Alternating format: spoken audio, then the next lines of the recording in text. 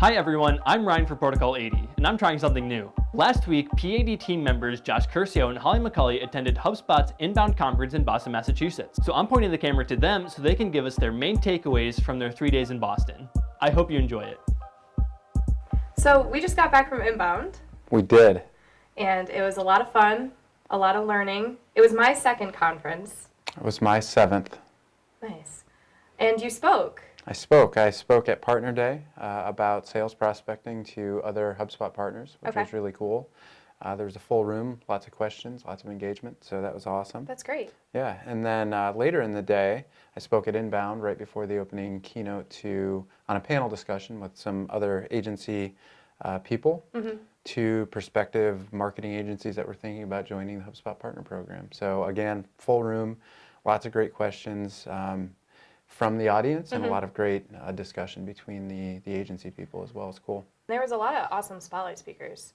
I loved seeing Alexis Ohanian, I'm not sure. Yeah, but, that was cool. Yeah, the founder of Reddit. That was amazing. Just kind of listening to his talk was fantastic. Was there one last? Well, he said his favorite subreddit was Dad Reflexes, so I started following Dad Reflexes. Yeah. It wasn't one I followed before, and it's pretty solid. It's a good one. I should probably follow it. My favorite speaker, I think his name was Chris. He was from Gong.io. That was probably my favorite one this time. And then Keenan was really cool. I love going to Keenan's presentation. So those are probably a couple of my favorites. And then obviously the keynotes from Dharmesh and Brian. Yeah, those are fantastic as always. Yeah. They had a lot of really great themes this year. I know that I know Brian talked a lot about like disruption and disruptors, and Dharmesh talked a lot about everything really, but kind of facing your fears, which as someone who tackles a lot of fears and anxiety in the workplace, I found that really resonated with me. Yeah, it was cool that he used stories to convey that. Talking about his fear of the water and using his son as an example of how he got over that fear. Thought it came across really well. Yeah, definitely. Funny. He's super funny. He's, I think, funnier than the Inbound Rocks comedians. Yeah. Like I would agree with that. Maybe next year they will put him at Inbound Rocks instead of a keynote. You hear that, Dharmesh? We're rooting for you. Yeah. All right. And Brian's I thought was cool too. Yeah. And again, he used stories, but I thought what was really cool about his was how he talked about everyday things that he used in the past or that we used in the past versus how they are today. You know, thinking about Yellow Cab in the past, but today it's Uber or Lyft. And we can think of so many examples. Email, faxing, whatever. Now it's Slack. Tons of things that these companies were disruptors and are now taking over. They're the mainstream. Yeah, it's cool. Absolutely. I thought that was fantastic too. Kind of really inspirational in terms of you never know where your company can take you almost.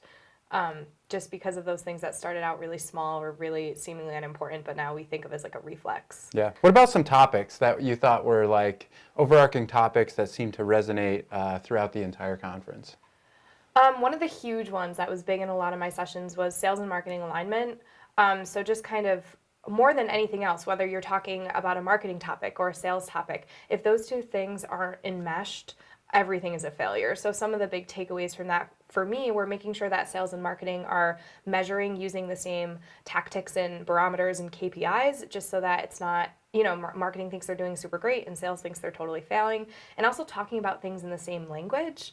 I can't think of how many times I've been in a conversation with a salesperson and what they're saying is just going completely over my head, which isn't good. So just kind of making sure that everything's aligned. Obviously, sales level or service level agreements between sales and marketing teams are super, super important, but even more about just the day-to-day communication, making sure they're a part of each other's lives and communication. That was huge for me and really helped tie a lot of sessions together. I kind of heard that theme as well about that communication between different teams. There was even one talking about how IT teams seem to be a little bit disconnected.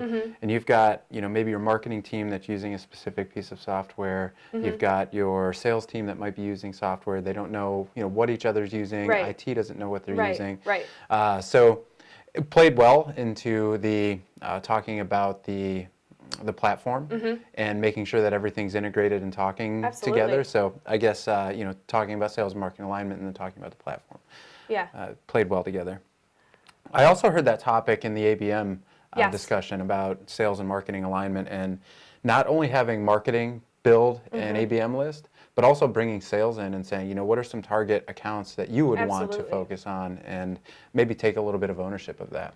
Yeah, and I think even from an implementation aspect of that too, obviously strategy is super important, but if you kind of have multiple teams implementing on, say, an ABM campaign, that it's really important to make sure that whoever is maybe writing has the same jargon as the salesperson who you're mimicking. So really making sure that you understand each other really well and carefully reviewing each other's work, I think, is important too. For sure, completely agree.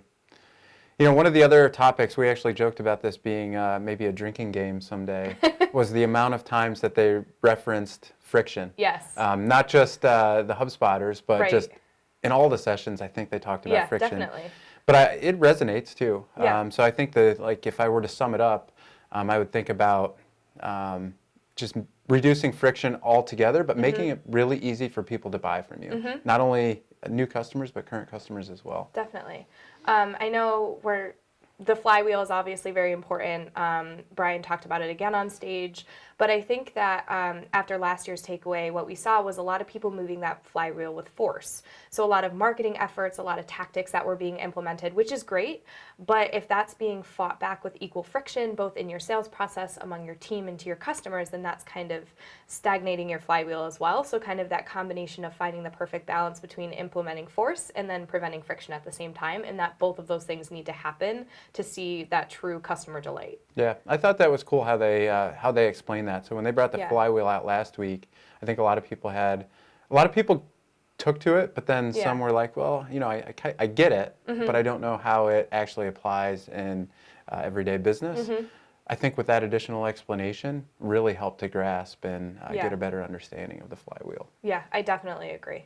So one of the other topics or things that resonated across several of my sessions was how sales today is harder than it's ever been. We've got a ton of tools at our fingertips, but we're now in a global economy. Right. And a lot of other companies are starting to get up to today's standards, kind of, I guess we'll say, which is making it great, from a sales perspective. It's also making it difficult for salespeople.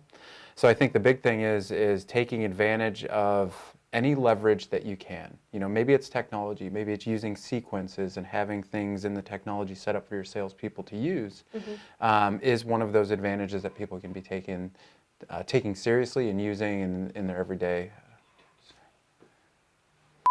in their everyday activities to make them more efficient, calculate data, collect data, and then improve on what the data is telling them. What did you gauge anything from that, and as far as sales goes? Yeah, the first session I actually attended was George B. Thomas's 14 tips on like awesome one-to-one videos, which I think is a perfect example of that, right? Like you have this big global community, you're competing with everyone, you have to do something to stand out. So a great way to do that, of course, is to get on video and leave video voicemails and talk to your leads really, really personally. So he gave some awesome tips on that, which was fantastic. And I think that video is something that people are still really scared of. And my main takeaway from his session was like, hey, it doesn't have to be scary, just kind of be yourself, and you're already standing out above the everyday salesperson who's cold calling or cold emailing just plain text and not doing really anything to stand out. Yeah, George has great video tips, and Sprocket Talk is awesome. Yeah, absolutely. High energy guy. Oh, super high energy. Yeah, it was like the first one on the first day, and he was up there super high energy, and there was a little bit of low energy from the audience, so he was yelling right at us, which was unbelievable because it really kind of set the tone, I think, for inbound for me anyway. Oh, that's cool. And we actually got a cool photo with George at the VIP customer party. Yeah, we did. That was awesome. We'll have to kind of inset that in here so you guys believe us. We did meet a celebrity when we were at inbound. Yes. Maybe a nerdy celebrity for us nerdy types. Oh, but definitely. A celebrity nonetheless. But speaking of celebrities, other than our kind of nerdy niche celebrities, if you will, we did get to see some pretty big names talk in the spotlights. We saw Katie Couric interview Jennifer Garner and John Foraker, which was awesome about their new startup. I saw really Janelle cool. Monáe, which was like major girl crush of mine. So Yeah. I was living for it. Did you see anyone kind of big name? Just Brian and Darmesh. Yeah. I unfortunately missed Rand Fishkin this year. He was at, I think he did a spotlight or something or a talk. I missed that, but in my world, Brian and Dharmesh Our like, big celebrities. Yeah, they're my Jennifer Garners. Yeah, we didn't get to see Chip and Joanna Gaines, No. but that's okay. But yeah, they were also there for anyone who's huge them fans, which I definitely am. And Thursday night, unfortunately, we missed Inbound Rocks, but we got to see a little bit of, I guess not Boston, but Cambridge and Somerville. Yeah, it's awesome. We visited, what was it, 3 different breweries? 3 different breweries: Lamplighter, Aeronaut Brewery, Aeronaut, and Revenant Brewing Company. Remnant. Yes. Close. Yeah. Listen, I was only there once, and it was the last It was brewery cool. we visited. But we got to play Donkey Kong on the wall Yeah. at Aeronaut, I think that was. Yeah, definitely. What was the best beer you had all week in Inbound? Oh, gosh, that's a tough question. Actually, Monday night, when we got there, Donnie, Renee, and I grabbed a pizza at some place. And that was probably my favorite beer of the night. I can't remember what it was. I'll have to look it up on Untapped. Yeah, of course. But it was great. Well, no one can go get it now because you don't know what it was. I'll follow up. We'll put it in the description. Put it in the description. What about you? I had that awesome. It was like a berry sour from Aeronaut, and that was delicious, and it really, again, set the tone great for the evening. Yeah. It was a great beer. We also had some great tacos, or Mexican Yeah. food from a place called Loco Taco, Yeah, or Taco Loco in Cambridge. yeah. I don't remember if it was local or taco Somerville. Yeah, It was good though. it was delicious. Authentic. It was very authentic.